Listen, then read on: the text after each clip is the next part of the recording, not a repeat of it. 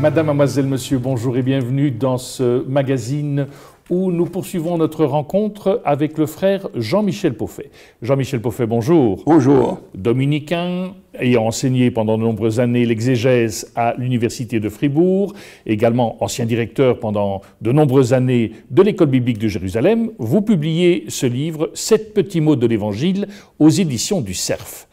Il y a, étonnamment, vous avez choisi une préposition. Avec. Et de développer une préposition. Avec, oui. Avec. C'est surprenant quand même. Pourquoi vous avez choisi ça? C'est tout à fait surprenant parce que c'est certainement une préposition la plus usée ou banale et à la fois indispensable. J'ai consulté une concordance, il y a à peu près 3500 occurrences dans la Bible avec. Souvent parfaitement banal, avec ton âne, avec le soleil, ou avec mon frère, ou avec ta sœur. Et puis, est-ce que ce compagnonnage, ce « avec », est porteur aussi d'une expérience plus grande et qui ouvre sur des perspectives de foi? Je le crois, à condition, et ça c'est très intéressant, de voir comment la promesse de Dieu, parce que c'est évidemment de là que je suis parti, peut-être que j'aurais dû commencer par là, Emmanuel, Dieu avec nous. Alors comment est-ce qu'on a découvert peu à peu que Dieu était avec nous, cette promesse? Ça commence par un être avec très concret. Évocation d'Abraham, d'Isaac, je serai avec toi. Dieu est avec toi. Nous avons la certitude que Dieu est avec toi. Ce sont même des ennemis qui disent ça à propos d'Abraham ou d'Isaac. Et puis, la promesse du Seigneur pour Abraham, je ferai de toi un grand peuple, je te bénirai, je magnifierai ton nom, soit une bénédiction, je bénirai ceux qui te béniront, je maudirai celui qui te maudira, et par toi se béniront toutes les familles de la terre. Par conséquent, le Seigneur sera avec son patriarche. Hein.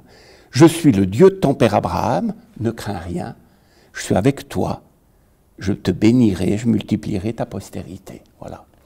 Donc on voit qu'une des premières réalisations de ce Dieu avec nous, c'est la promesse d'une descendance. Ensuite, ça sera la promesse d'une terre aussi. Pour qu'un peuple puisse vivre, il lui faut un espace. On voit ça avec des peuples privés d'espace, de terre, c'est dramatique. Hein. Et on a cette très belle scène du patriarche Jacob, qui est entre Beersheba dans le Negev et puis Haran, au nord de la Mésopotamie, et qui est perdu le soir, se sent seul, écrasé de solitude. Et à ce moment-là, il a une vision avec une échelle qui relie le ciel et la terre, et puis le Seigneur, et des anges qui montent et descendent au-dessus de lui. Il se croyait tout seul, ce lieu était habité, je ne le savais pas. Et voilà que le Seigneur lui promet une terre. Je vais évoquer ces deux versets. « Je suis avec toi, je te garderai partout où tu iras, et je te ramènerai en ce pays, car je ne t'abandonnerai pas, que je n'ai accompli ce que j'ai promis. » Vous me rappelez où on est? Genèse 28. Genèse 28. Genèse 28. Donc une descendance, Abraham, Isaac, Jacob, une terre, Moïse, une libération, puisque ce peuple autrefois fier et libre est tombé entre les griffes du Pharaon, une des puissances, des cultures les plus intelligentes de l'Antiquité, et la foi se développe, on peut dire, s'enracine dans une expérience de libération. Ce n'est pas seulement la théologie de la libération aujourd'hui en Amérique latine, les racines sont profondément bibliques et essentielles. Et par conséquent, quand Moïse dit au Seigneur « Mais qui suis-je, moi, pour aller libérer ce peuple et trouver Pharaon ?» il lui répond « Je suis avec toi », Exode au chapitre 3. Et voilà le signe que c'est moi qui t'ai envoyé, c'est quand vous entendrez un cantique de l'autre côté. et vous saurez que cette libération, c'est moi qui vous l'ai donnée. Après, on peut évoquer aussi, par exemple, Josué, les juges.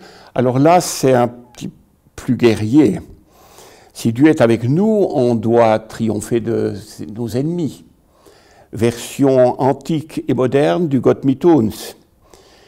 C'est à la fois beau et terrible et dangereux, avec la confiscation du religieux à des fins politiques. Et on voit Gédéon, par exemple, se dire « Mais si Dieu est avec nous, alors comment comprendre ce qui nous arrive ?» Et on voit qu'il devrait y avoir une purification peu à peu de ce « Dieu est avec moi, donc je gagne contre tous mes ennemis ».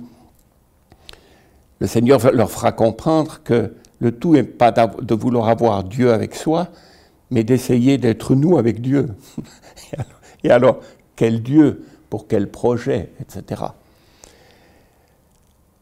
Prenons ensuite un prophète, Jérémie, qui a fait mieux que des jérémiades.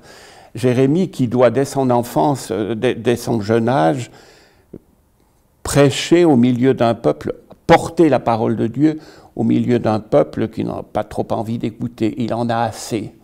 Il se plaint et il dit « Je ne parlerai plus ». Mais c'était comme un feu dans mes os. Eh bien, ce Jérémie, le Seigneur a pour lui une promesse, je serai avec toi. Hein, et je ferai de toi un rempart de bronze, tu n'as pas à craindre leurs manœuvres.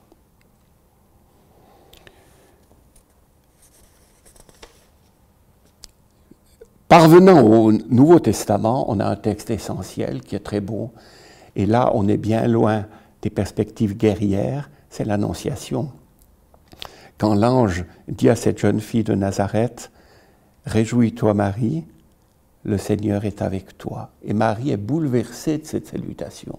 Hein. « Réjouis-toi Marie, comblée de grâce, le Seigneur est avec toi. » Il ne s'agit plus de victoire sur des ennemis ou d'une terre, il s'agit de la promesse du Messie, mais qui commence par un être avec tellement pur et tellement beau et tellement grand qu'il est grâce. Et celle qui est comblée de grâce l'est parce que Dieu est avec, le Seigneur est avec toi. Et alors, le fruit de ses entrailles, Jésus, va recevoir le nom de Emmanuel, Dieu avec nous. La fin de... Alors, Paul recourt souvent à ce petit mot dans des belles bénédictions à la fin, par exemple, des lettres, que le Dieu de paix soit avec vous tous. Et on répond, Amen. Amen. Voilà. Que la grâce de notre Seigneur Jésus-Christ soit avec vous à la fin des Romains. La grâce du Seigneur Jésus soit avec vous. Je vous aime tous dans le Christ Jésus. Colossiens. Et puis, il faut terminer par l'Apocalypse, une fois de plus, le chapitre 21, « Voici la demeure de Dieu avec les hommes ». Ce n'est pas la question d'un temple, le temple, il n'y en a plus. Mais il y a une présence, celle de l'agneau, immolé et debout, ressuscité. Dieu aura sa demeure avec eux. Ils seront ses peuples. C'est une citation de Jérémie, mais Jérémie, son peuple. Et l'Apocalypse, mais ils seront ses peuples. Ouvre la promesse aux nations. Et lui, Dieu avec eux, sera leur Dieu. Donc on voit que ce être avec, en traversant toute l'histoire, à travers la promesse, et d'une descendance, et d'une terre, parfois d'une victoire sur les ennemis, d'une consolation pour le prophète, source de grâce pour la Vierge, et finalement, Dieu avec nous, l'Emmanuel, ça accompagne un peu toute la croissance de la foi et les aspects multiples de ce être avec d'un Dieu ami des hommes et qui tient à être avec nous. C'est heureux de l'entendre en tout cas. Merci à vous, Jean-Michel Pauffet. Nous arrivons au terme de cette émission. Il ne me reste qu'à vous souhaiter une excellente journée et je vous dis d'ores et déjà à très bientôt.